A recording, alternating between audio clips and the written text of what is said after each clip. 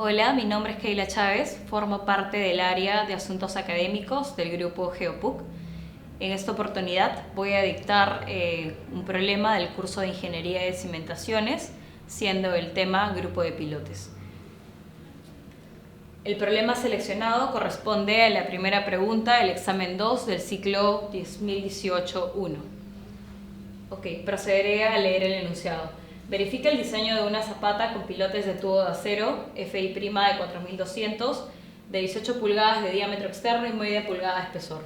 La profundidad de cimentación es de 2.20 metros y la carga vertical aplicada es de 135.20 toneladas. La zapata se apoya sobre 7 pilotes separados de eje a eje por 1.85 metros. La longitud de los pilotes bajo la zapata es de 15.8 metros. Emplear Kerisel para el cálculo de la fricción. Posteriormente nos dan el perfil estratigráfico del suelo, sobre el cual se va a hacer el hincado de los pilotes. El perfil es el siguiente. Los datos resaltantes de cada estrato de suelo son el gamma, que es el peso específico, así como la cohesión y el Q sub U. Lo primero a realizar es la gráfica del perfil del suelo, ubicando correctamente la profundidad de cimentación, es decir, la profundidad hasta donde va a llegar la zapata, que como dato es 2.20 metros. Asimismo, nos dan este dato que es de gran relevancia, que es la longitud de los pilotes bajo la zapata es de 15.8 metros. La longitud de los pilotes bajo la zapata, es decir, a partir del nivel del fondo de cimentación, que es 2.20, hacia abajo se va a contar 15.8 metros. Es decir, de aquí hasta acá van a ser 15.8 metros, llegando hasta una profundidad, el hincado del pilote, de 18 metros. Posteriormente se van a acotar las alturas pertenecientes a cada uno de los estratos. En el caso del primer estrato, nos dicen que es una arcilla de baja plasticidad, por lo cual corresponde un CL, y la altura sería de 2 metros. Se cuenta únicamente la altura desde el primer estrato, desde el fondo de cimentación hasta la profundidad de cambio de estrato, que son 4.20 metros. Posteriormente tenemos una arcilla orgánica que va de 4.20 a 6.8, está acotado esta altura. Es un suelo orgánico que se representa con la nomenclatura de OH. Luego tenemos una arcilla de mediana plasticidad, que la vamos a representar como un CL de 6.8 metros a 10.20, y finalmente se acota esta distancia usando el dato de la altura, de la longitud del pilote bajo la zapata, que es de 7.8 metros, que correspondería al último estrato, que es una arcilla de alta plasticidad, es decir, un CH.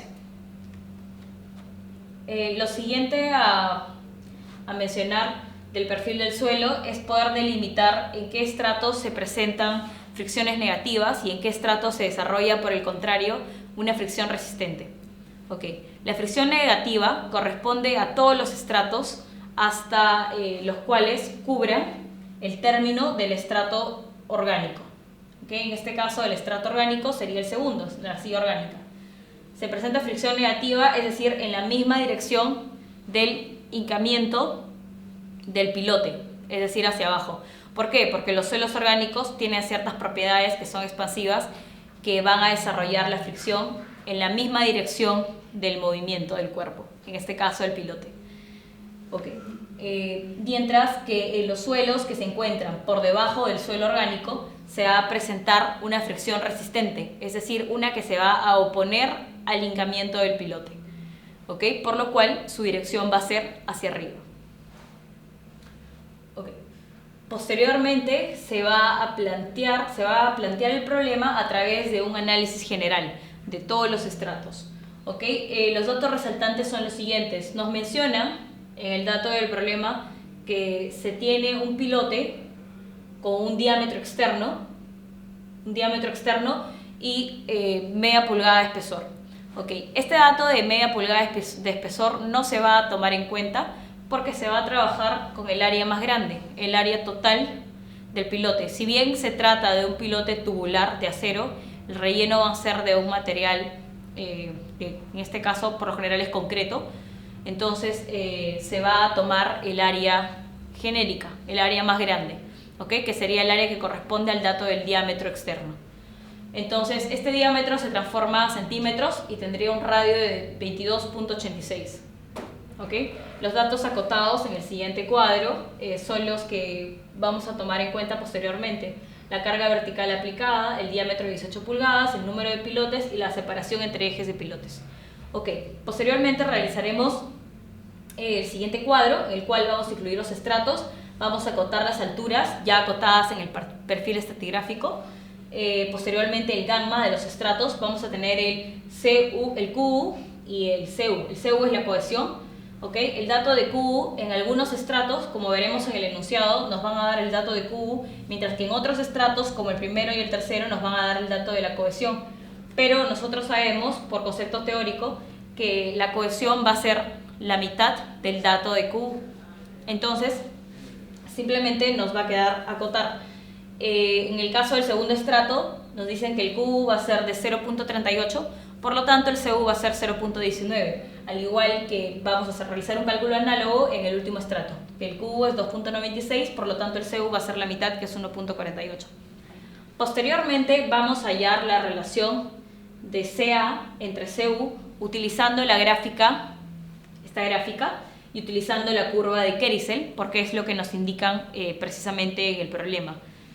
Ok, entonces para ello vamos a tener que introducir un dato de Q en estas unidades que son kilonewton entre metros cuadrados. Nosotros tenemos el Q en kilogramo entre centímetro cuadrado.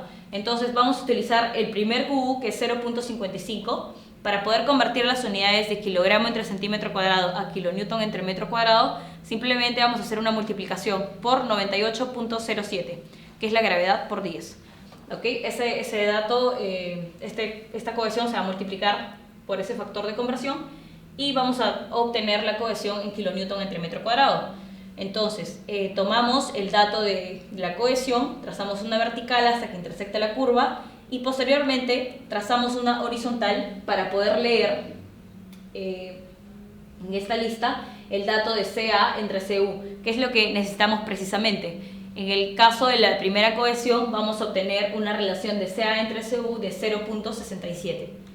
Okay. Este dato lo apuntamos aquí y finalmente al hacer la multiplicación de este factor con la cohesión nos va a quedar el dato del coeficiente de adherencia, o sea, en kilogramos entre centímetros cuadrados.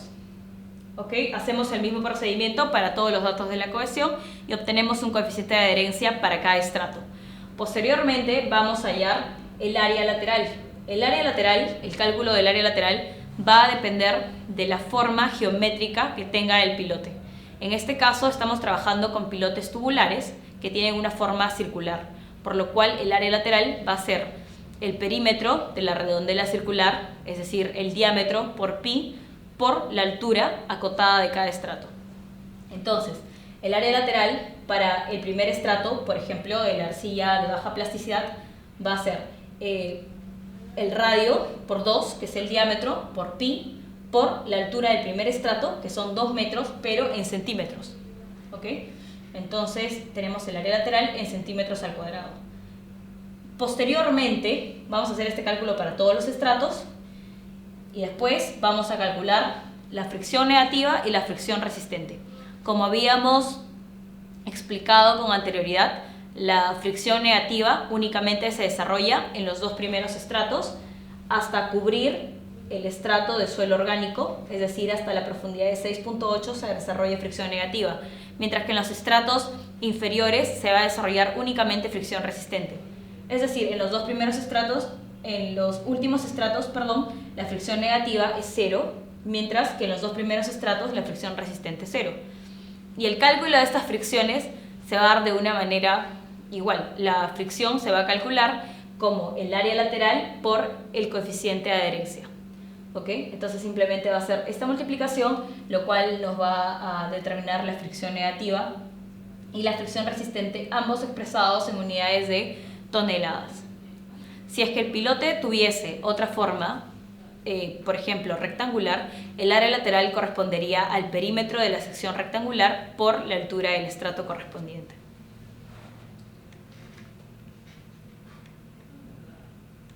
cabe mencionar que nos pueden pedir trabajar con otras curvas de fricción también, como por ejemplo el caso de la curva de Peck, de Tomlinson o de Woodward. En este caso nos especifican usar la curva de Keisel.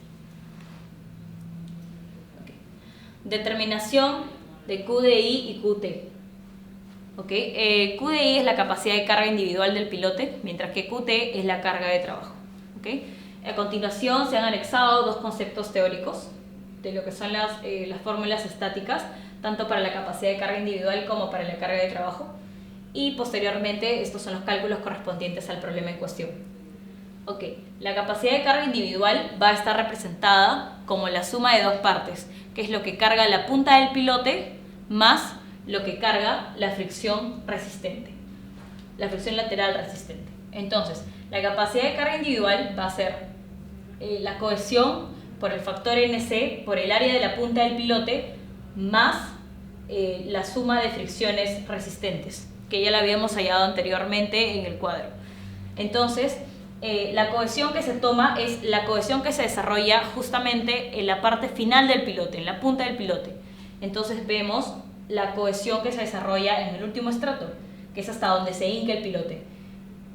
La cohesión sería de 1.48, que es la que se considera en este caso por el NC, que es un coeficiente que en este caso el NC es 9, siempre y cuando se trate de pilotes tanto circulares como cuadrados. En este caso estamos trabajando con un pilote circular, por lo cual el NC directamente es 9. Reemplazamos el 9 y el área de la punta finalmente va a ser, no es otra cosa más que el área del pilote. Como es un pilote circular, va a ser el área del círculo de radio 22.86 centímetros. Expresado en centímetros también. Y a esto se le adiciona lo que carga la fricción lateral resistente, que es lo que hemos hallado, la fricción resistente que se presenta en los dos últimos estratos, ¿no? Que ya se ha hallado 18.411 más 59.692. La capacidad de carga individual finalmente va a ser la adición de esas dos partes, que es 99.971, expresado siempre en unidades de toneladas. Okay. Posteriormente, para poder determinar la carga de trabajo, tenemos que utilizar un concepto teórico que es el de factor de seguridad individual.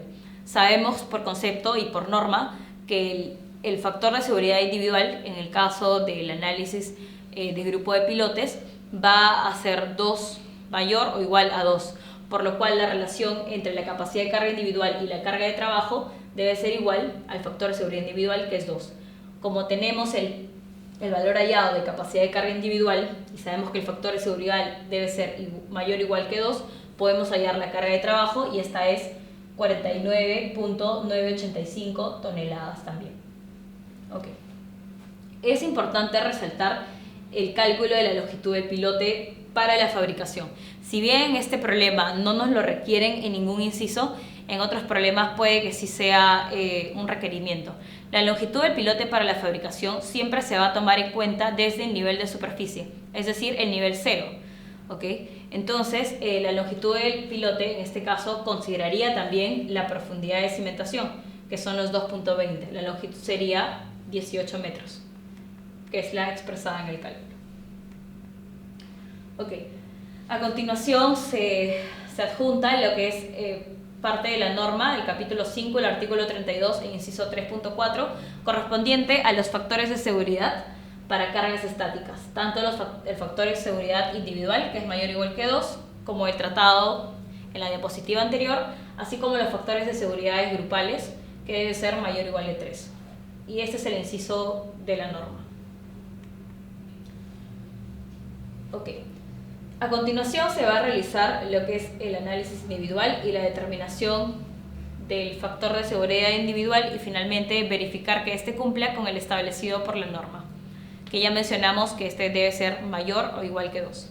Okay. El factor de seguridad individual lo vamos a expresar como la capacidad de trabajo, la capacidad de carga individual, entre la carga de trabajo. Y la carga de trabajo a su vez la vamos a expresar como la carga vertical que se aplica sobre el pilote entre el número de pilotes más el aporte de la fricción negativa.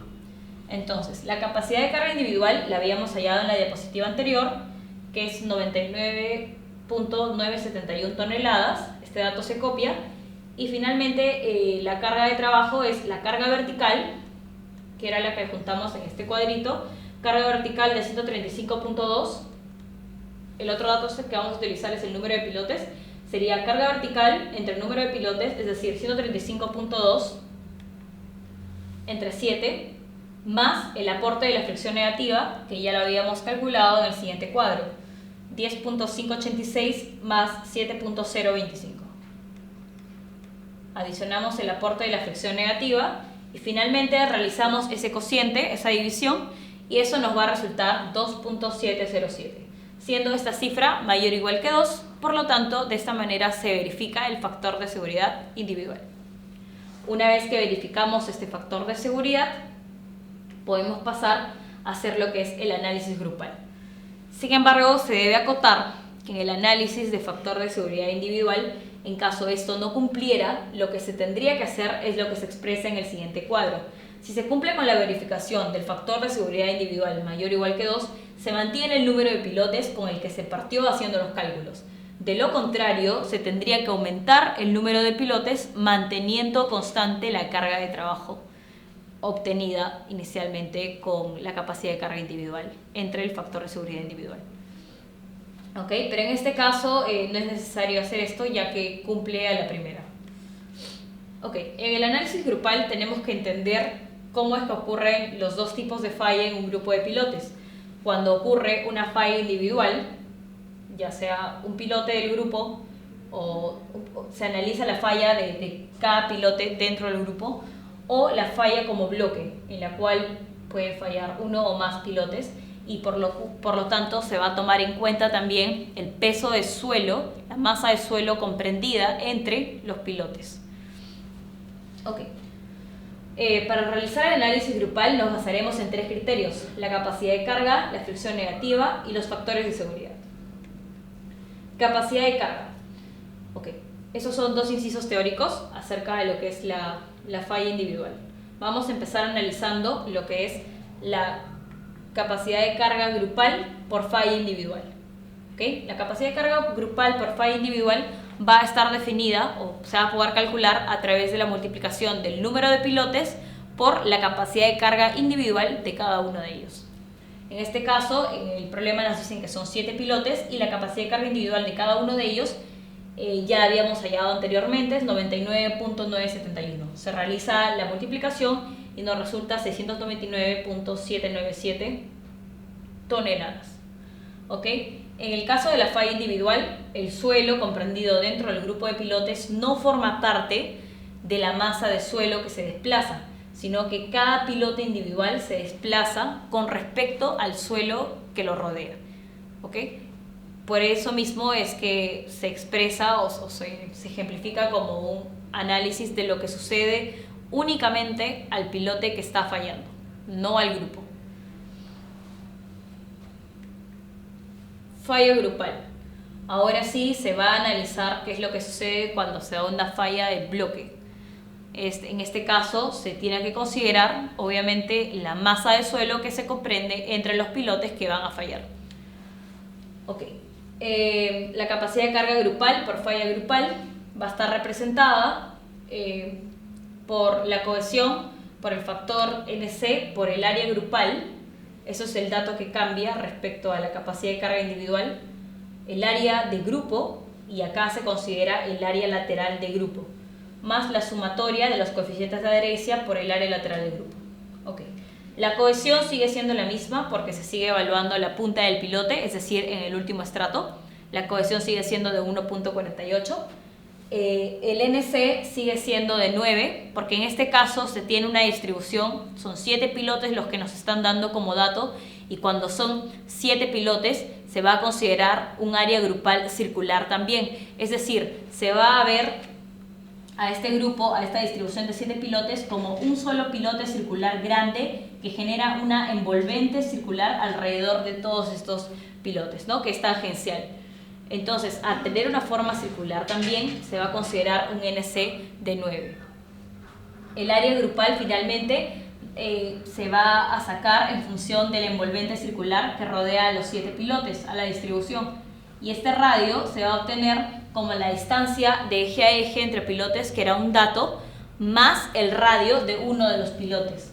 La distancia de eje a eje más esta distancia pequeña que correspondería al radio de uno de los pilotes. Entonces el área sería pi por el radio al cuadrado. Este radio lo expresamos en centímetros para que se pueda realizar la operación correctamente en el cálculo. Más la sumatoria de los coeficientes de adherencia por el área lateral grupal. Entonces, esto de aquí no es otra cosa que la fricción, ¿okay? Correspondiente a la fricción resistente. Es decir, vamos a tomar los coeficientes de adherencia y las áreas laterales grupales con las alturas de los estratos en donde se desarrolla únicamente fricción resistente, porque estamos evaluando la capacidad de carga. Okay. Entonces, en este caso, el área lateral grupal la factorizamos porque es igual para todos. Sería 2pi por el radio, expresado en centímetros, por el coeficiente de adherencia de los estratos donde se desarrolla fricción negativa, es decir, en los dos últimos. Okay. Estos estratos serían los dos últimos, que sería el coeficiente de adherencia, que es 0.377, donde se desarrolla fricción resistente, por la altura del estrato, que es 340, porque se representa en centímetros. ¿Verdad? Está por aquí. 0.377 por 340 más lo que corresponde al último estrato, que es 0.533 por 780, que es la altura del último estrato en centímetros. Finalmente, la capacidad de carga grupal por falla grupal es de 2.518.158 toneladas. Posteriormente se va a evaluar lo que es la fricción negativa.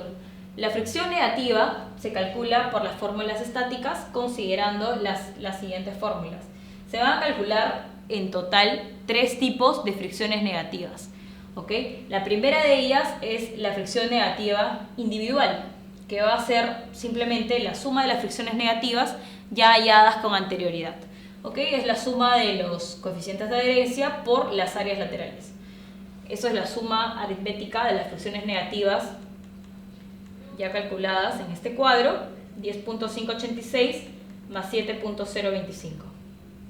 10.586 más 7.025, que es 17.611 toneladas. Luego tenemos la fricción negativa prima. La fricción negativa prima va a estar representada como el número de pilotes por la fricción negativa individual hallada con anterioridad, que es 17.611. Esto nos resulta 123.277 toneladas. Simplemente el número de pilotes por la fricción desarrollada en cada pilote, que ya la hallamos en la parte superior. Y finalmente vamos a hallar la fricción negativa 2', que va a estar relacionada a la masa de suelo que se desplaza relativamente entre los pilotes al momento que se da la falla como bloque. Entonces, el valor de la fricción lateral, calculado realmente, representa el máximo de la fricción negativa que podría llegar a actuar, más el valor de la fricción realmente movilizada, la que puede depender del peso del suelo entre los pilotes en la zona de fricción negativa. ¿Ok? Ese es el concepto teórico. Entonces, el peso que hay entre los pilotes va a ser el área que corresponde al suelo. Nosotros nos fijamos en nuestra distribución de los 7 pilotes y la envolvente circular, y el área que corresponde al suelo sería todo el área en blanco menos los círculos de color anaranjado. Entonces sería el área del envolvente circular grande, que es pi por el radio al cuadrado, que es 207.86 en centímetros al cuadrado, menos 7 veces el área de cada uno de los pilotes, que es pi por el radio al cuadrado, que es 22.86, ¿no? El radio de cada uno de los pilotes es 22.86 al cuadrado. Restamos eso y nos quedaría el área de color blanco, que correspondería al área del suelo, vista en planta. Eso de ahí se debe multiplicar, como nos piden, el peso del suelo por la altura de cada estrato de suelo por el gamma de cada suelo, ¿verdad? El peso específico de cada suelo. Entonces se multiplica el gamma de cada suelo por la altura. 200 por 1.42 más 260 por 0.88. Esta altura y este gamma, ¿de qué estratos se van a tomar? Si estamos hablando de fricción negativa, Entonces corresponderán justamente a los estratos en los que se desarrolla fricción negativa, tanto el gamma como la altura del estrato. Entonces nosotros recordamos que la fricción negativa se desarrolla hasta terminar el estrato de suelo orgánico. Es decir, vemos el siguiente cuadro y decimos va a haber solamente fricción negativa en los dos primeros estratos. Entonces tomaremos el gamma de 1.42 por la altura del primer estrato, que es 200 en centímetros, más el gamma del segundo estrato, que es 0.88, por la altura del segundo estrato, que es 260 en centímetros. Y aquí están los dos datos. Finalmente, así es como termina el cálculo, así es como termina el cálculo y nos resulta una fricción negativa asociada al peso de suelo entre pilotes de 63.712 toneladas. Por concepto, la fricción negativa Fn es la menor entre Fn' y Fn2'. Okay. Finalmente, el último inciso a evaluar son los factores de seguridad. Tanto el factor de seguridad de un grupo de pilotes actuando individualmente como el factor de seguridad de un grupo de pilotes actuando grupalmente. ¿Okay? La fórmula para poder verificar los factores de seguridad es la siguiente: capacidad de carga para el caso de del factor de seguridad de un grupo de pilotes actuando individualmente es la capacidad de carga grupal por falla individual, que fue el primer cálculo que hicimos de capacidad de carga, entre la carga vertical, que es igual en ambos casos, más la fricción negativa, que también es la misma en ambos casos. Recordemos que la fricción negativa que se toma es la menor entre estas dos, que correspondería a 63.712, por lo cual aquí se toma 73.712 en ambos casos. Entonces, el denominador en ambos casos es el mismo. Lo que va a variar es el dato que corresponde al numerador, ya que en el primer caso va a estar asociado a la capacidad de carga por falla individual, mientras que en el segundo a la capacidad de carga por falla grupal. Notemos aquí que la capacidad de carga por falla grupal por lo general es mucho mayor a la capacidad de carga por falla individual.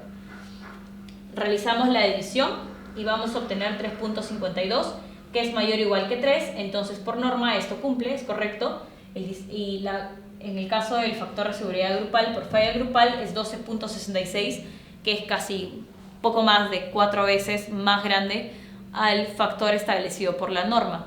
Al cumplirse y verificarse ambos factores de seguridad, podemos decir que el diseño realizado es correcto. Okay. Finalmente, nos piden efectuar el cálculo de la eficiencia. En el caso de la eficiencia va a estar expresada simplemente como la relación entre los factores de seguridad por falla grupal. En el caso del numerador va a estar relacionado al factor de seguridad grupal actuando grupalmente, en falla grupal, mientras que el denominador va a estar asociado a la falla grupal, el factor de seguridad grupal por falla individual. Okay, en este caso la eficiencia va a ser 12.66 entre 3.52, que es 3.597. En este caso no se tiene que hacer ningún tipo de verificación porque es simplemente una relación adimensional. Okay, bueno, eso es todo. Espero que se haya llegado a comprender el tema del grupo de pilotes y en caso suscitara algún tipo de duda nos puede llegar a contactar a cualquier miembro del grupo para que puedan absolverla a la brevedad posible a través de cualquiera de nuestras redes o plataformas de contacto. Muchas gracias.